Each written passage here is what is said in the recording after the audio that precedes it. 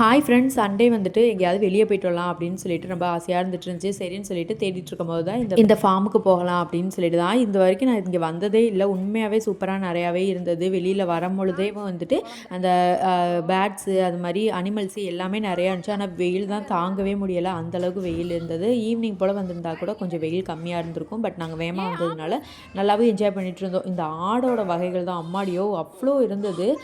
எனக்கு பார்க்குறதுக்கே கண்ணு பத்தலை, அந்த அளவுக்கு வந்துட்டு பார்க்கவும் பயமாகவும் இருந்தது. பெரிய பெரிய ஆடெல்லாம் இருந்தது. ஃபஸ்ட் டைம் அதெல்லாம் நான் பார்த்தேன்.